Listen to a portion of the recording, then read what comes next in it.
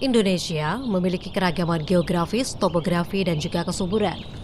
Kondisi inilah yang mengakibatkan adanya sentra-sentra komoditas pertanian. Sebagai contoh, dari produksi cabai rawit nasional sebesar 1,3 juta ton, hampir 50%-nya dihasilkan dari Jawa Timur. Salah satu daerah sentra cabai rawit tertinggi adalah Kabupaten Banyuwangi, Jawa Timur, yang berada di ujung timur Pulau Jawa. Sedangkan permintaan tertinggi justru dari DKI Jakarta yang berada di sisi barat Pulau Jawa. Perjalanan cabai itu harusnya cepat, Bu. Masalahnya kan cabai itu resikonya terlalu banyak. Masalahnya barangnya kan mudah busuk. Kalau perjalanannya lambat, nanti resikonya di lomboknya itu mudah busuk. Sampai berapa Pak kerusakannya? Kerusakannya itu nyampe 50-40%. Tantangan menjadi lebih tinggi karena produk hortikultura tak bisa bertahan lama. Keberadaan Trans Jawa pun bisa mempersingkat waktu tempuh dari Banyuwangi ke Jakarta. Infrastruktur konektivitas Trans Jawa itu sangat penting dan sangat membantu. Karena memang jarak antara timur dan barat, dari mulai Banyuwangi sampai Jakarta, ini butuh waktu yang signifikan. Jadi ketika dengan adanya Trans Jawa itu sangat membantu. Karena mau tidak mau bahwa posisi jam itu sangat berpengaruh. Menurunkan waktu telat beberapa jam saja akan turun 50%. Nah, mau tidak mau harga menjadi turun. Nah, ini ujungnya petani lagi yang rugi. Semenjak Desember 2018, tol Trans Jawa sendiri kini sudah menghubungkan Merak, Banten hingga Probolinggo, Jawa Timur sepanjang 1056 km. Dibandingkan tanpa jalur tol Trans Jawa, waktu tempuh jalur darat bisa dipangkas hingga 40%. Dari sebelumnya 18 jam menjadi sekitar 11 jam ditambah jaminan minimnya hambatan. Atas efisiensi waktu tempuh inilah keberadaannya menggiatkan perekonomian dan berbagai sektor lainnya.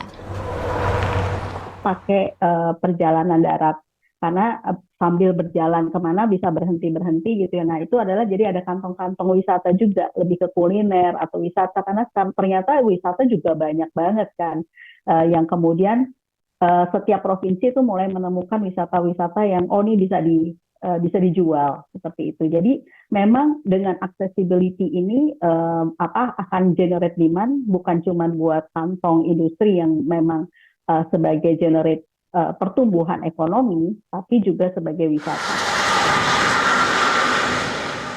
Monica Kosnofragil mencatat adanya ruas tol mampu menciptakan kawasan industri, seperti ruas tol Jakarta Cikampek yang mulai beroperasi sejak tahun 1988 dan semenjak 1998 hingga 2000 beroperasi 12 kawasan industri. Dan sejak 2008 bertambah 7 kawasan industri baru di sekitarnya. Cerita yang sama juga terlihat di ruas tol Trans Jawa paling bungsu. Tersambung sejak tahun 2018, ruas Trans Jawa Pasuruan Probolinggo mendorong kawasan industri baru. Menurut Badan Pengatur Jalan Tol, ruas tol Pasuruan Probolinggo mampu mengurangi kepadatan jalan nasional hingga 60%.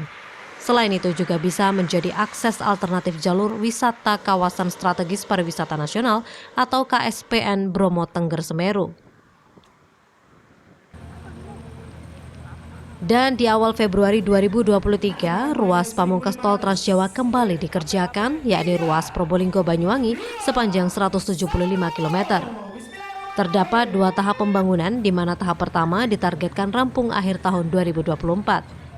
Bila ini selesai, otomatis Trans Jawa benar-benar menghubungkan ujung barat dan timur Pulau Jawa. Prinsip konektivitas pun tercapai dengan jalur sepanjang 1.231 km.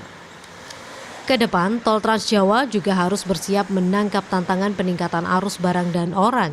Kementerian Perhubungan memprediksi di tahun 2030, trafik kendaraan Jakarta ke Surabaya, Jawa Timur akan menembus 61.800 kendaraan per harinya.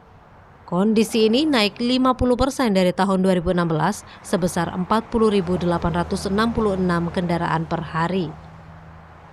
Sejalan dengan itu, volume barang yang diangkut dengan truk juga mengalami kenaikan 57,3% dari 26,7 juta ton per tahun menjadi 42 juta ton per tahunnya.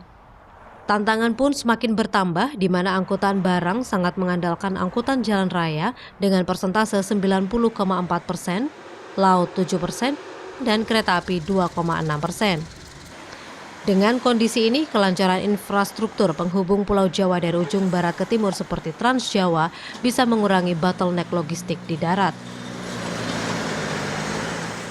Dengan tersambungnya tol Trans Jawa, maka perjalanan darat, baik itu untuk perjalanan pribadi, dinas, kendaraan umum, dan logistik, akan memiliki konektivitas yang lebih baik dengan waktu tempuh yang lebih singkat dibandingkan dengan jalan arteri. Sehingga tidak akan ada lagi bottleneck di jalan arteri. Karena banyak kendaraan yang tentunya akan memilih jalan tol yang lebih cepat ya, dibandingkan jalan arteri. Selain itu banyak bandara dan pelabuhan yang memiliki akses tol yang dedicated. Nah itu juga salah satunya ya. Sehingga secara langsung jalan tol dapat meningkatkan konektivitas antar moda transportasi, baik itu transportasi laut maupun udara. Ya, keberadaan Trans Jawa memang meningkatkan konektivitas di Pulau Jawa. Peningkatan konektivitas di seluruh wilayah Indonesia adalah harapan masyarakat agar setiap daerah bisa menjadi bagian penting dari rantai produksi regional, nasional, hingga global. Wida Subianto, Aga Dipa, Surabaya, Jawa Timur.